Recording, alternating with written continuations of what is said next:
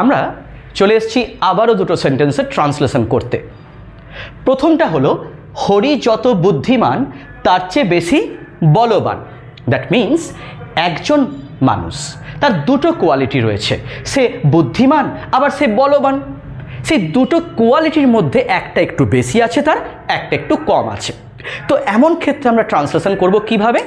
সবাই জানি নিশ্চয়ই আমরা, হরি সাবজেক্ট বসলো, প্রেজেন্ট টেন্সে আছে, আমি ইজে যাব, Hari is.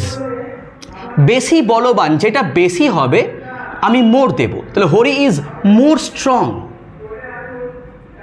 Than intelligent. Hari is more strong than intelligent. এখন এখানে একটা প্রশ্ন অনেকের মাথায় আসবে বা জানতেই পারে যে স্ট্রংয়ের কম্পারেটিভ ডিগ্রি স্ট্রঙ্গার হয়, আমি কেন মোর ইউজ করব?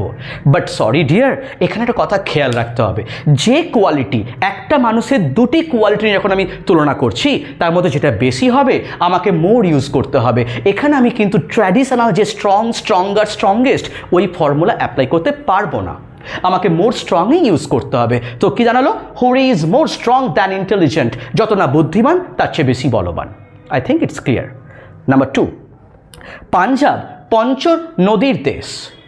পাঞ্জাব পঞ্চ নদীর দেশ, অবশ্যই simple present. Punjab simple present, অবশ্যই ইজ। ওকেই তো একমাত্র বলা হয় না, আর তো কাউকে বলা হয় না। Is the land of 5 rivers. Punjab is the land of 5 rivers. Is the answer ready? No, sorry. Punjab takes the. কেন? একমাত্র রাজ্য আমাদের দেশে পাঞ্জাব সাহসিকতার দেশ বা পঞ্চ নদীর দেশ। তাদেরকে একটু স্পেশাল সিগনিফিকেন্স দেওয়ার কোনো কারণেই হয়তো পাঞ্জাবের আগে আমরা দা ইউজ করব। তাই the Punjab is the land. Why the land? কারণ অন্য কোনো কাউকে তো বলা হয় না। যেমন সিংহ পশুদের রাজা, তাই the lion is the king.